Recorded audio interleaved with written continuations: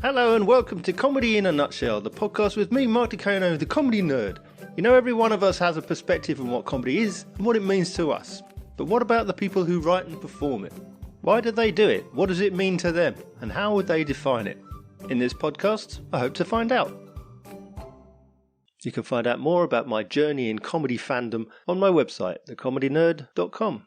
I love talking to the people in comedy about comedy. If you'd like to hear what they have to say as much as I do, then please like, subscribe, rate, review, and share the podcast. Thank you. My guest this episode is a comedian who's drawn attention recently as runner-up for So You Think You're Funny in 2022 and being nominated for Chortle Best Newcomer in 2023. It's stand-up comedian Pravanya Pillay. So if we begin at the beginning, how did you first encounter comedy? How did it come to your attention? I think through sitcoms, really. Mm-hmm. Like I was just obsessed with sitcoms. Like I would just watch them like over and over again. American sitcoms mainly. Mm-hmm. Like I remember, like obviously when I was younger, it was like Friends, How I Met Your Mother, things like that. Like when I was a kid, and then which you know they like. I mean, I think Friends has aged quite well, but obviously How I Met Your Mother has not. But yeah, I was just really obsessed with that, and I was like obsessed with TV in general, Yeah. and TV shows, like really obsessed with that. Yeah, so I think that was specifically comedy. But then when I was really small, like one of my earliest memories is like being obsessed with Bollywood films and Bollywood movies. Yeah. And like the first thing I ever wanted to be was a Bollywood actress. Like that was my dream when I was a kid. Yeah. And I was like a very showy kid as well. I would always be kind of like dancing and singing, and I used to do this thing where basically my mum and dad like watched the news, and I would like watch it with them. I was like 4 or 5, and then I would ask them who all the politicians were, and then I learned all the politicians. Like I learned Tony Blair's cabinet basically, and then it was like a party trick where they would be like, who's the prime minister, who's the chancellor of the exchequer, and I would like read off who everyone was. So I was very showy, and I used to always do stuff, like really weird stuff like that. But yeah. Well, so that wasn't like a political aspiration. It was just to prove that you could do something. Yeah. I'm still really obsessed with New Labour as well. I think that little activity has ingrained New Labour into my life, and I will forever be obsessed with New Labour. So at what point then did comedy become a career option for you? Really late on. Like as I said, I was like super obsessed with comedy, and with sitcoms in particular. Yeah. Stand up is something that that's sort of grown on me. Like it was never something that I watched loads of. Yeah.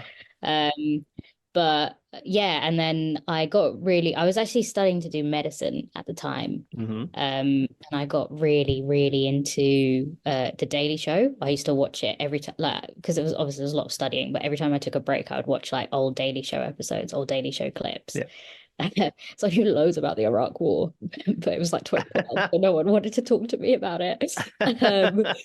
And yeah, and then what happened? Yeah, and then I was just watching this one clip.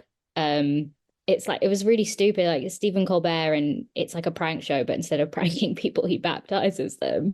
And I just remember finding it so funny. Like I had never found anything this funny before.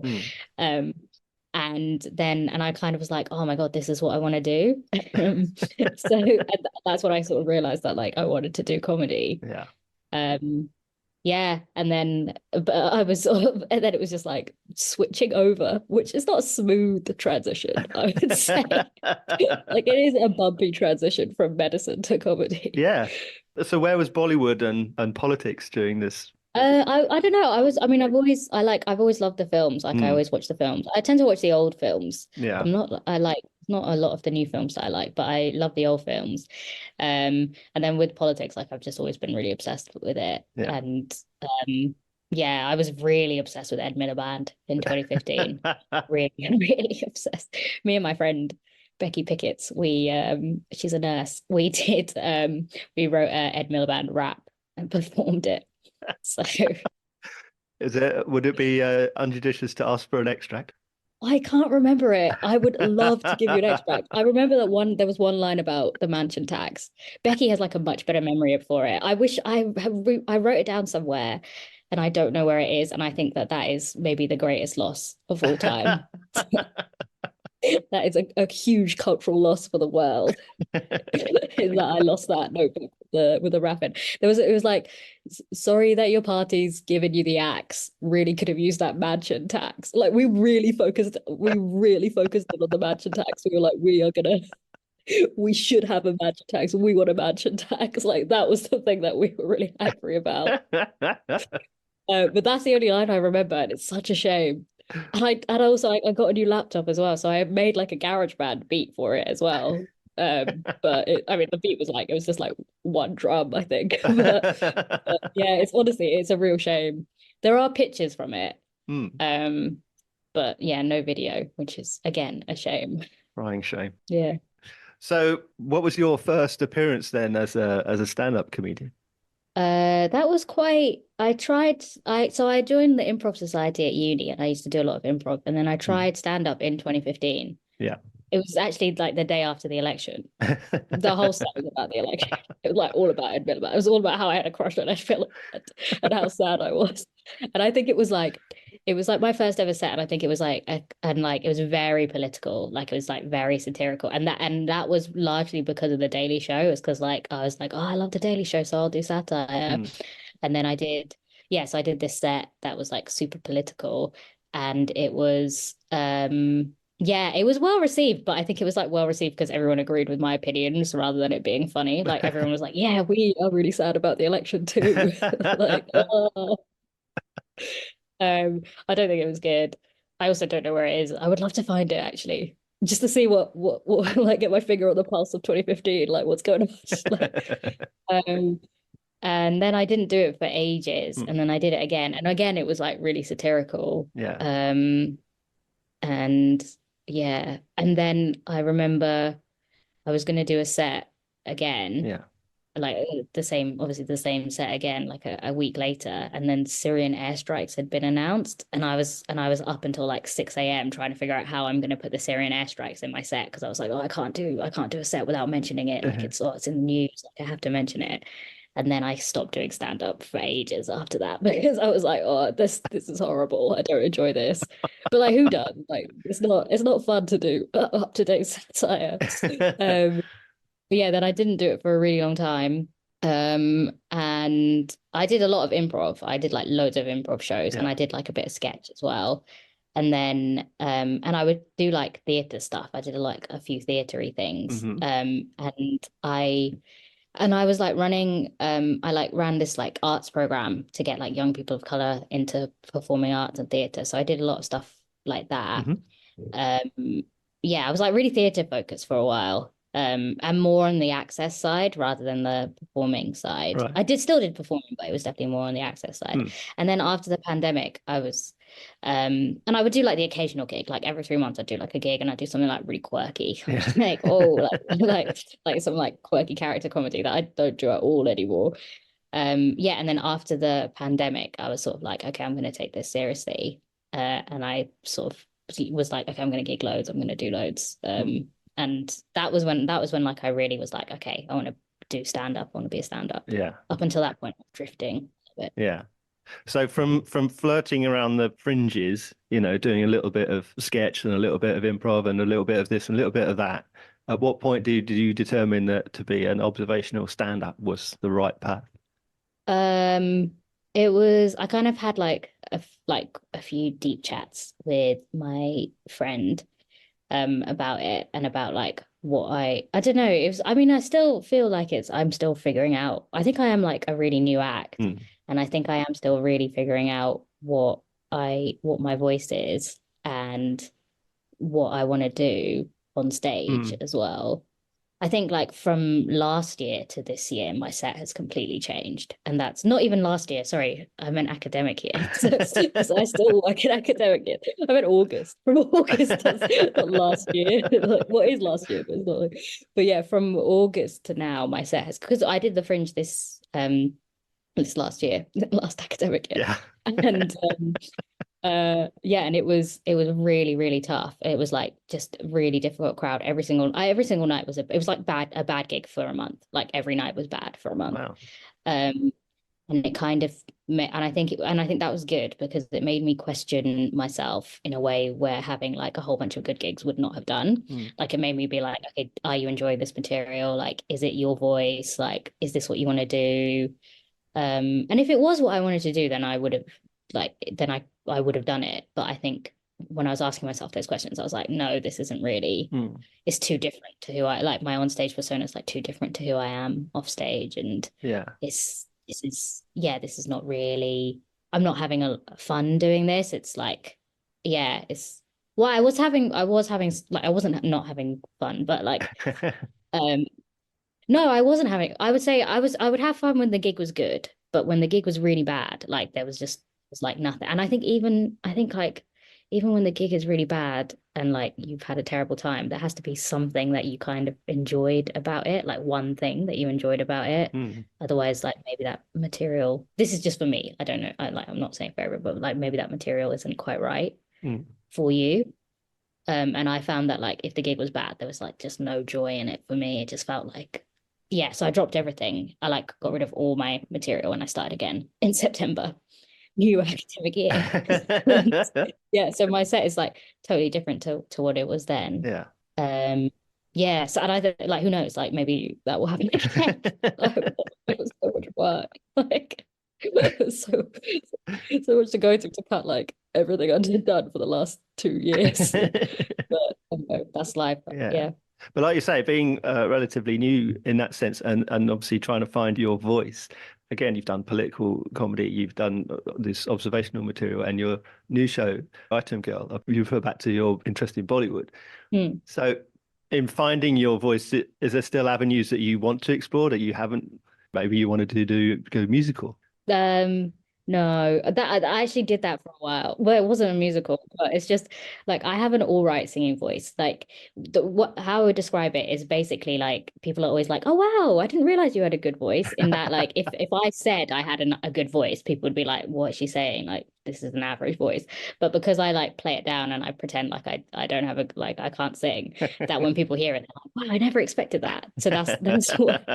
But so what I used to do is I used to just sing on stage. I used to just, like there was no jokes. I would just sing, and everyone would be like, "Oh, there's no joke there. You're just singing the whole of "Ain't That a Kick in the Head?" Like that's not a joke. Like, and I'll be like, "No, but don't you get it? Like people don't know that I can sing." They're like, "That's still not a joke." But yes, I don't know. I think like you have to be a good musician to do musical comedy, and like I'm good at karaoke, but like that's which I don't think is the same as being a good musician. So I probably wouldn't do that. I don't know. I think it was so. I think like what kind of what Item Girl is and like where it came from. In this like well I mean it will be so different but I'm done with it from what you saw but I think it's like well when I came back from the Fringe I did this thing where I wrote like a whole bunch of true facts about myself and I did a lot of new material nights where I would just like say the true facts and I would kind of riff off the true facts so like all of my material now is kind of based off that it's based off what I was doing then. Yeah. Yeah, like all of it is. Yeah, so I think like my focus at the moment is like I want to be able to like talk about me. Because I didn't do that. I wasn't doing that. It was all very observational actually. Yeah. But yeah, but yes, I want to like be able to talk about me and I think that's what I'm trying to do at the moment. And then I guess like it depends. Like if something comes like naturally from that process that I haven't done before, then like I'll follow it. But I'm not like okay, well I want to do this and I want to do clowning and I want to do like I just want to I'll kind of see what happens. Because I used to like be quite against the idea of doing like narrative. Yeah, I used to just not. I used to just think like, oh, I don't really want to do narrative. But that's really changed now as well. Right. Yeah, like I do want to do it. I think it's I think it's fun. It's very fun to write. Yeah. Yeah, it's fun to write, and you can, yeah. So, but yeah, so I guess I just like kind of going with the flow with it. I really don't know what I'm doing. Basically, I have no idea. Like, I don't know anything about comedy, and I don't know what I'm doing. Like that's It's interesting that you said there that you wanted to talk a bit more about yourself, but you also a minute ago said about the person on stage is very different to the person that you are in real life. I think no, I think the person on stage was very different to who Right. I am off stage. Like before in August, Hmm. like it was jarring almost. Like I think people did like it didn't. I don't think like obviously you're not exactly the same on stage as you are off stage. Like obviously that's like there is a level of performance on stage that Sure. is hopefully not there when I'm having a conversation. But or it probably is. But yeah, but I think it was just very far away from who I was. Like it was just I think it just came about like it was very high status, like super, super high status. And like quite aloof, like quite very confident. And I think it was almost a protective mechanism as well, because I'm a small Indian girl. So like it was like my way of taking up space on stage was to have this persona, like who was like quite hard. But that is not who I am really at all. And I think, yeah, I think it was like more about protecting myself and putting a wall up between me and the audience than it was for anything else. Like, yeah, and I think that's a lot. That's the reason why as I was writing more material Yeah. for that persona, it was getting harder and harder, and it was getting harder. And it was getting harder to do longer, basically. Right. So at like 5 minutes, at 7 minutes, it was fine. It like did well. 10 minutes as well, like it would do well. But I think longer than that, it was tough. Like it became a drag, and it was difficult. And like I said, the material was just getting harder to write as well. Like there was stuff I wanted to talk about that didn't feel right because it was too like it didn't fit with the persona kind of thing. So yeah, so I sort of dropped that. And I think now on stage I'm very recognizable as me, I would say. Like I don't think there's like a disconnect anymore. But there really was. Yeah. Hmm. And you could see it as well, like when I would literally be performing material, but then if I switched into crowd work, it would be like a completely different person. And it was really weird. I didn't realize until I was like listening back to it, and I was like, oh my God, like that's a huge jump. I think it also just meant that you couldn't really be in the moment unless I like learn how to do crowd work with that persona, which You're struggling to try and be the someone else that is you. yeah, yeah. That's interesting. Well, what about that flipping between material and improvisation? I mean, where are you? I know that you write for others, you've written for radio, you're writing your own material. Are you more comfortable when you're writing, when you're performing, or when you're improvising, would you say? Well, I'm not really comfortable doing any of them. Like very uncomfortable doing it all. Um, no, I don't know. I don't know really. I kind of like them. I do. They are all equal. Hmm. I think.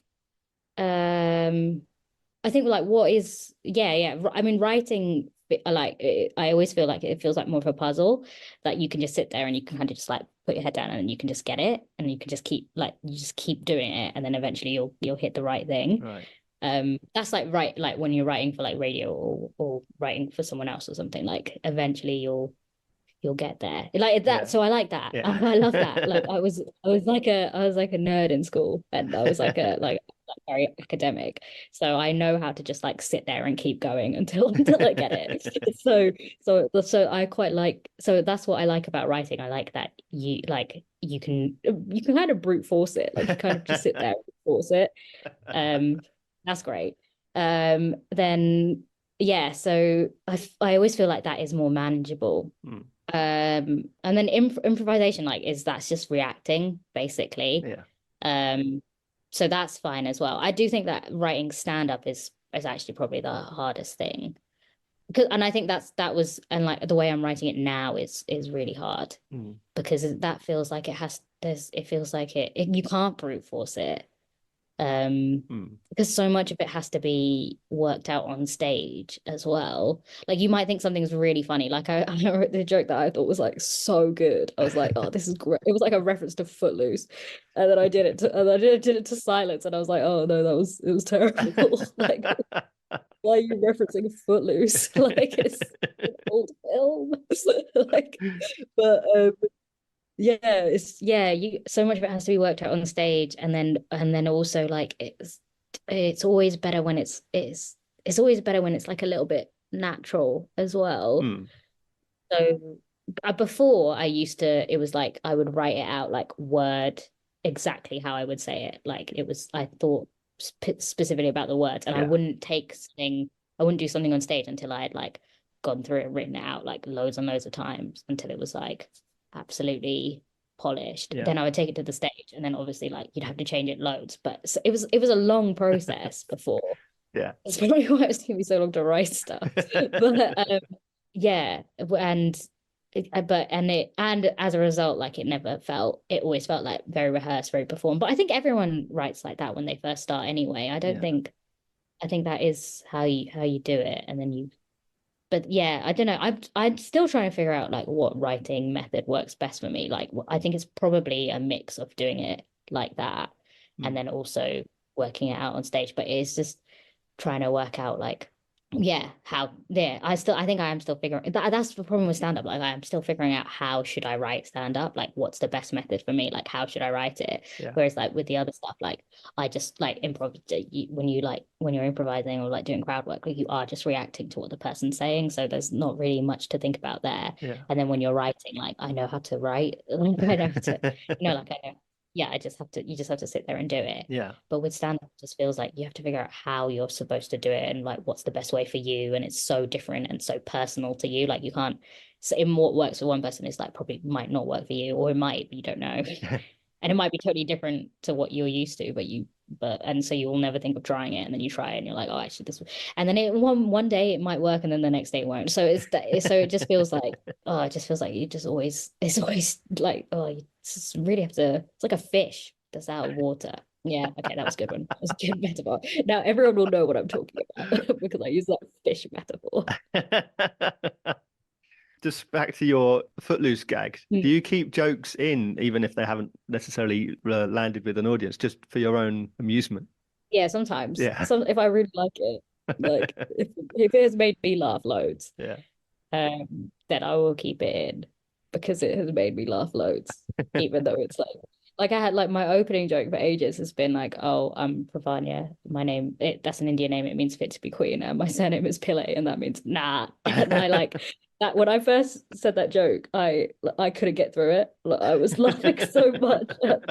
Like I couldn't finish it because I thought it was so funny. Like I thought this was like the funniest thing I'd ever said in my life. But it's not. Like it's really stupid. It's like the stupidest thing, and everyone hates it. Like my cousin and my brother were like, "Please cut it. Please don't do it anymore. We hate it so much." Everyone's like, "No, it's not. It's not a good joke. Like, why are you saying it?" But I kept it in for a really long time. I've stopped doing it now. I'll probably still do it sometimes, but a lot of the time, like, yeah, I don't know. Like I'll leave it. I'll like keep it on the back burner because like it's probably just how I think often like if something's funny, it probably is, but then it's how you explain why you found it funny. I think that's what telling the joke is. And yeah, and like so like if you think something's funny, it probably is, but you just haven't figured out how to explain it yet properly. Also, sometimes it is just stupid, like, and it's not funny, like they're not joking. Like, sometimes it's just you being like, oh, an idiot. But yeah, so I like keep a lot of things on the back burner and like I come back to them, and then also, but if it's not working in that moment, I try and like just move on to the next thing, and then like I don't, because I could get really like hyper focused on something, and then I find it hard to like, I just get like kind of blindsided by it. So I'm trying not to do that as well because I don't want to be locked in on one thing. Yeah. I think like, yes, I never like throw it away. Like even all the material that I said I threw away from Edinburgh, it's still there. Like I'll definitely go back to it. because I think there's stuff there that I want to talk about still. It's just figuring out how to do it in a way that's more me. So yes, I never really throw anything away. It's just kind of, yeah, I'll see if I ever come back to it, and I might not. I don't think I'll come back to the loose bit, if I'm honest. Like maybe if it was the 80s, like yeah, but maybe if they make a remake, like yeah. Fine.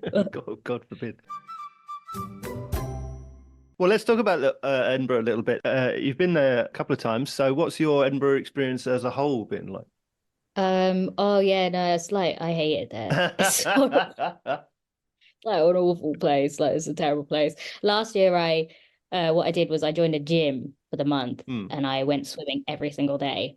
And like people would be like, "Oh, can you meet up?" And I'd be like, "Nah, swimming." Like, and that's what I would recommend. Like, and then that was for certain. I knew that like I was gonna go swimming. Like I was like, no matter what. My friend came into town and she was only there for like a couple of days, and she was like, "Oh, can you meet?" And I was like, "Nah, sorry, I'm going swimming now." And she was like, "What? Why?" And that was the best thing I did, I would say. Yeah. Yeah. But I think it is like the only place where you can learn at that pace. Like I don't think you could do that there's like nowhere else where you could do that. And it is kind of nice for that whole month. Well, it's not nice, but I think it is really good for that whole month to kind of prioritize comedy in a way that I mean we all prioritize comedy obviously, but like the way that you do it in Edinburgh is really unique to the rest of the year, I would say. Because like when you're here, like you do have to think about other stuff. Like most of us have like a lot of us have day jobs as well. And yeah, but there in Edinburgh, like you can just it's like your main, it's why you're there. So it is the main focus. And like it is kind of nice to be able to prioritize it in that way. It is like, well, it is worth going, I think. Well, probably not going to go this year because it's too expensive. But like, yeah, I mean, but last year they covered it was a really great deal from Gilded Balloon. Like they like covered my accommodation and stuff. So that was really good. So all I had to focus on was like the show and swimming. It was great. It was really great. But yeah, and yeah, so I think it is tough. But also maybe it's more fun if you're like more fun person. Probably like yeah. So while you were there, when you were not performing and not swimming, I mean, did you have time to network, to watch other shows? Yeah, I didn't actually watch a lot of shows. It's actually really bad how few shows I watched this year. I was really focused on the swimming. Like, like I had so much swimming and crying to do. I just didn't have time to watch many shows. But yeah, no, I actually think that was yeah, I think I would. I think it's yeah, I think I would like to. I think yeah, if I go back, I'd like to watch more shows this time, to be honest. But it is, that is all part of it, isn't it? Like it's all good. Yeah. And it's nice being with everyone else as well. That is really nice. Are you still able to watch comedy and find it funny, or do you analyze it as a comedian? No, I think I can still watch it. I just watch it and find it funny. Like if I'm yeah, I just watch it and then afterwards I like think about it and I'm like, oh, why did you find that bit funny? I think it's like but in the time I just kind of watch it. First time around, like I just watch it, I would say. And then like on the rewatches, it's like if I'm like watching something because I'm like I want to learn or like I'm trying to figure something out, then it's but I think you can switch it off. You can switch that off, definitely. Like just relax, like switch it off. Yeah. I'm literally the most highly strung and tense person in the world. I can't believe my advice was just relax. Like that's go swimming. Yeah. What about competition? So like you were up there for So You Think You're Funny, but also competition in general, because you've done other competitions. How do you fare in competitions? How do you see them?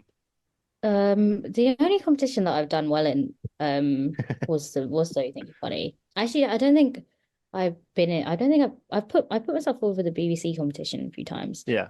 But yeah, no. So You Think like I don't know. I think I know. I just sort of do it. Yeah, I just sort of do it, and then like if whatever happens, happens. I don't know. I think I have to be like real with all of that stuff. Like, yeah, I have to be like really careful with how much importance I put on it for me because Mm. it can because I'm just very careful about where I get validation from. And I think that's because I I think like yeah, for me, I try yeah, it's just because I don't want to end up in a spiral, like a negative spiral. So I am like super careful about yeah, like how I measure how good I am or like Yeah. how or where I'm at. Um, and especially in this industry as well, like so much of so much of it is like all of it is external. Like all of it is external. So you can't yeah, actually, well, yeah, everything is external. So I think I kind of like have a few like internal markers, Mhm. and I try and it measure against those rather than like competitions and stuff. And I think you obviously have to do competitions. And also what I would say is that like even if your like mind is because what I found out so think funny, especially at the final, Yeah. is that my mind was like really calm. But my body was like insane. Like I could feel my heart beating loads and I was like shaking and I was so and like I felt really nervous, like physically. But my mind, because I think I trained it, was like really calm. But like but it felt like I was on a roller coaster. And it was really weird to have that disconnect. And it's probably Mm. because like I was pushing it down, like rather than like, yeah, because I was trying to be calm. Um, but yeah, so obviously like obviously they matter and like obviously when you're doing them like you care about them. But it's Yeah. I think until it's like until you're like until I'm like in the final of something, Mm. I tr like I don't I try like I just try not to think about it too much Yeah. when I do it because you just don't know like on the night like you could have a bad night or like maybe it's just so many different factors. It's not always about whether you were good enough. Although sometimes it is about whether you're good enough. But yeah, I think a lot of the ones that I did get through is like I'm like, oh yeah, I just wasn't good enough for those. Like that's fine. Do you do you often get those kinds of nerves, that anxiety before doing a show, or is it just that Yeah, specific? I do have quite bad anxiety. Like Right. that's just something classic girl in her late 20s with anxiety and depression. All of them. But yeah, I do have I have it quite I had especially when I was a bit younger, I had it really bad. There was a time when like I could literally like I would have like a panic attack before I went on stage. Or I'd start to get one Mm. and then but then well, I really wanted to do it. But then like what I would say is like the alternative is you just go home. So like you either do the set or you go home. Like there's no in between. Mm. There's no like yeah, there's no compromise. So and then sometimes going home would win, especially when I was younger. Yeah. That would be the thing that I did. But then after that, yeah, but like those are the only two options. So you kind of just have to do one of those two things Yeah. and be okay with whichever one you did.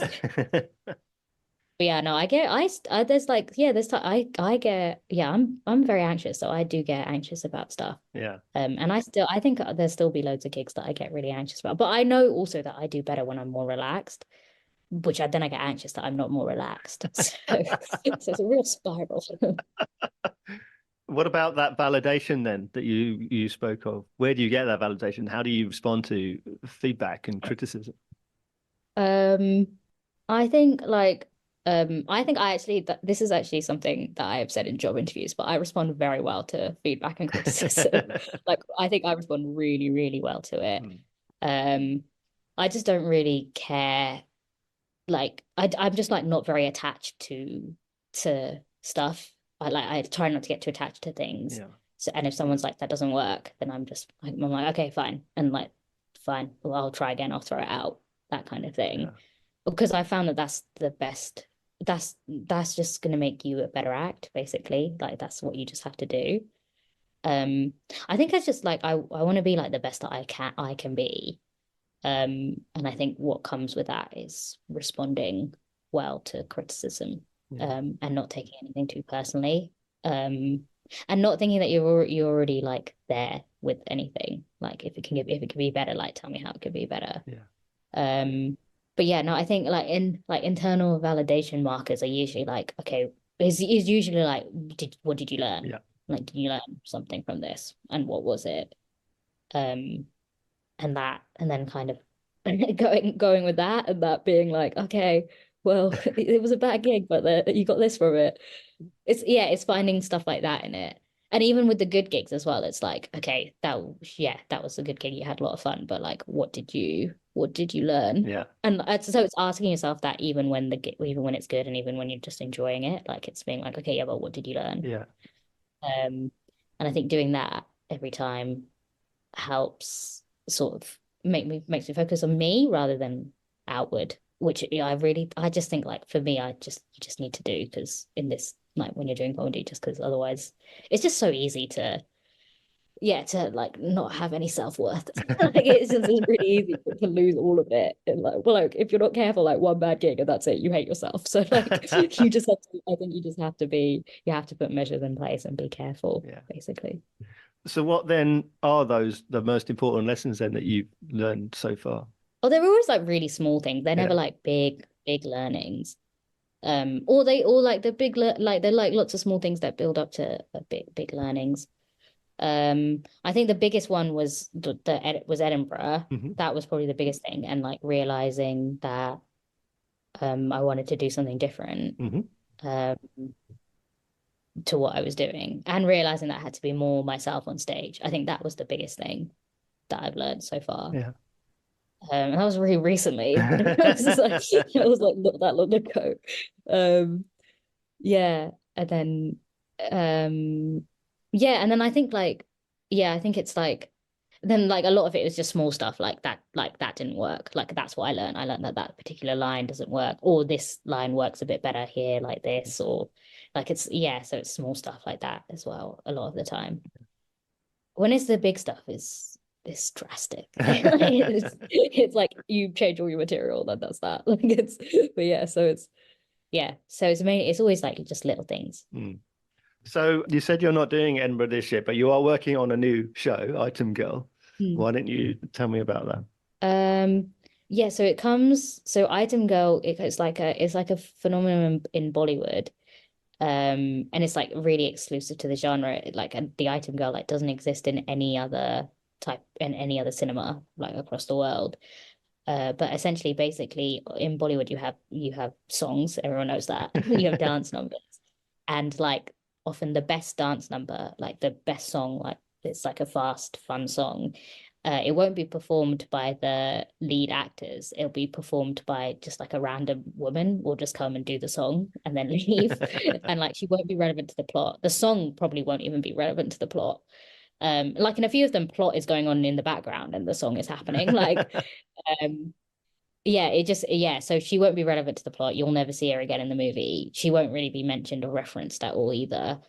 Um, and often like and like I think it existed originally, like the Item Girl existed originally as because like the main lead that like in Bollywood movies has to be like very kind of pure and chaste and like that, and so she couldn't do a sexy dance essentially. And then but now it's like really coveted, like all the top actresses want to be an Item Girl, and like and also there's like item boys now as well, like all the actors want to do like because it is the commercial success of the film. Right. Like it is, you'll get paid loads to do it and it will be what everyone sees. Like even if people don't see the movie, they'll probably see the item number. And it'll be the one that's played at parties. Like it is often the best part of the film. Like, it's just the most fun part of the film for sure. Like it will be the most fun part of the film. Yeah. And it's just really cool how it's had that turnaround and how like A-listers want to do it now. And if you're doing like an item number, it's like really cool. Yeah. And I think that and so it's just I don't know, like I've always really liked that as a concept, and I like how it's like so unique to the genre as well, like it doesn't exist anywhere else. And I think it's like kind of fun to be the Item Girl, so I sort of was like what I don't know, like I was like that would be a fun to do a show around. And that was the idea I had. And then I was like, oh, let's see what happens. So yeah. So what's the path that you're taking the show on then, if not Edinburgh? Is that next year? Is that a 2025 show? I think I'll take it to Edinburgh next year, yeah, as a show. But at the moment, it will just be work in progresses, Yeah. basically. Will it feature a big Bollywood dance number? Yeah, it will definitely have that. I'm not. Yeah, it will definitely have that. It might have five. No, that's too much. That's like the whole hour, like done. Like I need to put jokes in. Also, that's so strenuous. Like to do that every day for a month, 5 Bollywood dances. Yeah. You know what? Actually, maybe I should do it. Then I won't have to go swimming. It'll save me some money. A little while ago, we mentioned the lockdown. Now, obviously, you started comedy shortly before then, and your comedy is a little different after. But during that interim period, how was that for you? What changed? How did it affect you as a comedian? Um, I think it was so weird. Like it was just like really weird before. Like Yeah. it was just like really, really old. It didn't really have anything to it, to be honest. It was just like I was just like, how can I be as weird as possible on stage? Like that was what I would ask. Like one time I like came out to the Match of the Day theme tune, like dribbling a basketball. And then I fell over. It was so funny. So good. The fall was so funny. Yeah. But it was like that. It was like it didn't like it wasn't it was just like how could I be a lot of it was football themed because I used to do this thing where I used to get the audience to sing Football's Coming Home. I don't know why so much of it was football themed. I do really love football songs, but I find the game to be very dull. Yeah. So I absolutely love the songs. So maybe that was what that was. Yeah, it wasn't it wasn't really I don't know. I just knew that I wanted to I don't know. I've always like I think I wanted to do something like a bit different, but I didn't know what that was. Like I knew I didn't want to do like straight stand up that I was seeing a lot of. Right. Like that wasn't really what I wanted to do. I mean, I enjoyed it and like I've always thought it was fun, but it like wasn't what I wanted to do. And so I went like really the other way. But that that was also still not really what I wanted. Like it was, yeah. So it's just basically like trying to figure out. I mean, like I was like, like crazy at the time as well. No, that's not a good way to describe something who has depression. No, I don't. I take that back. I didn't say. But I was like not very well. So like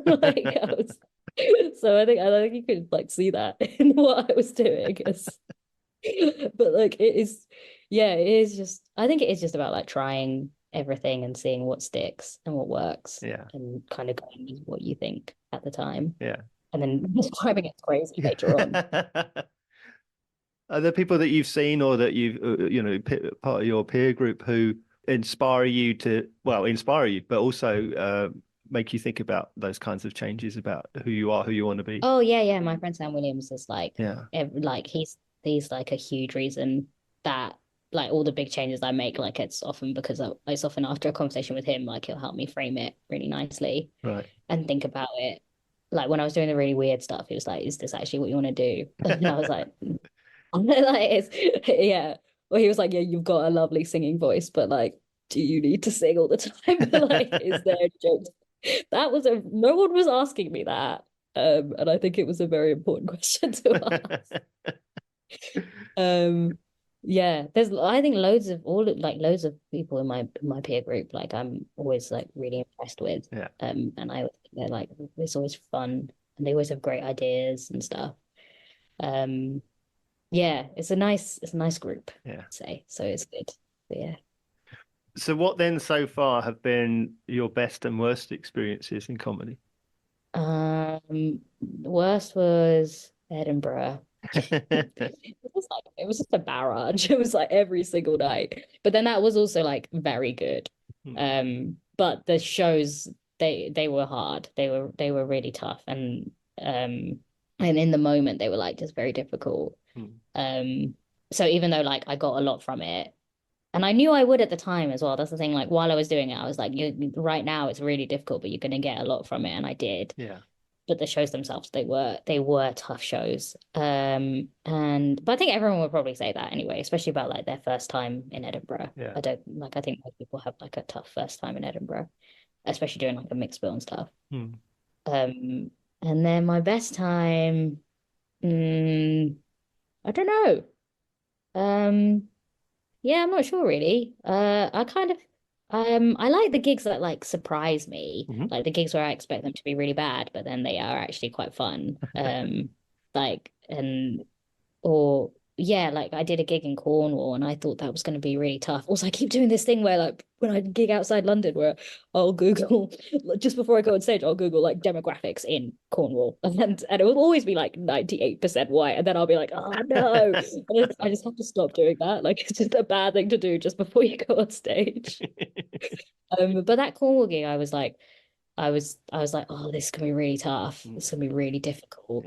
And it was actually so lovely. And I had a really nice time. And they were quite a rowdy audience as well. That's the thing. That's so when I was hearing it, I was like, oh, they're gonna hate me. But they really liked me and they were really nice. And um yeah, and I got a lot out of it as well in terms of like learning and also in terms of confidence because they were an audience I thought I wouldn't be able to win over and then I did win them over and that felt good. Yeah.